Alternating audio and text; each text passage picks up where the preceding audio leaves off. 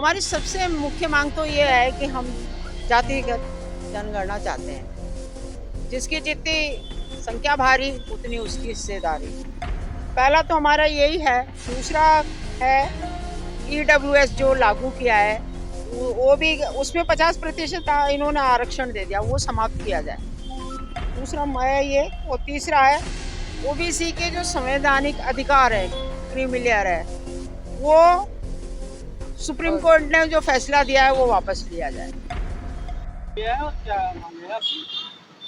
आज हम भारत मुक्ति मोर्चा प्लस बहुजन मुक्ति मोर्चे की ओर से जो जनगणना के संबंध में आज हम लोग ना धरना दे रहे हैं। पहला ये 3 चरण का हमारा अभियान है। पहला हमने ज्ञापन दिया, आज धरना है, और तीसरा जो हमारा है वो दिल्ली के अंदर विशाल रैली होगी और जंतर मंतर के ऊपर हमारे जो राष्ट्रीय अध्यक्ष हैं पावन निशम साहब के नेतृत्व में ये कार्यक्रम होगा।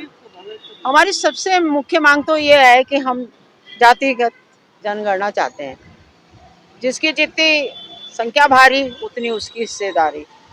पहला तो हमारा यही है। दूसरा है ईडब्ल्यूएस जो लागू किया है, वो भी उसमें 50% इन्होंने आरक्षण दे दिया, वो समाप्त किया जाए। दूसरा मैं ये, और तीसरा है ओबीसी के जो संवैधानिक अधिकार है, क्रीमी लेयर है, वो सुप्रीम कोर्ट ने जो फैसला दिया है वो वापस लिया जाए। चौथा है केंद्र सरकार द्वारा जो ओबीसी का विकास के लिए बजट नहीं देती है, ना एससी एसटी के लिए बजट देती है, तो उस मतलब हमारे एससी एसटी और ओबीसी के लोगों का विकास नहीं हो पाता है। पांचवा है बिहार के अंदर जातिगत जनगणना जब हुई थी तो उस पे भी पता लगा कि भाई ज़्यादातर जिसकी संख्या भारी उसकी उतनी हिस्सेदारी के तहत वहाँ पर हाई कोर्ट में स्टे लिया गया, और वही स्टे को सुप्रीम कोर्ट ने यथावत रख दिया है। तो हम ये चाहते हैं कि वो स्टे जो लिया गया है वो खारिज होना चाहिए। धरना कितने दिन का लगाया? धरना तो आज हमारे 1 दिन का ही है, 1 दिन का धरना है और इतना ही हमें आदेश मिलता है।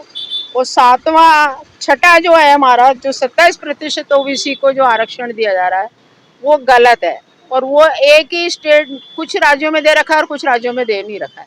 तो हम ये चाहते हैं कि जितने भी हिंदुस्तान में राज्य हैं सब जगह वो 27% आरक्षण उनको मिलना चाहिए। सातवां, और एक जो मेन हमारी सबसे बड़ी वो है इम्प्लीमेंटेशन की, कि एससी एसटी के आरक्षण के संग जो धोखाधड़ी होती जा रही है वो धोखाधड़ी बंद होनी चाहिए। मेन हमारा यही उद्देश्य है।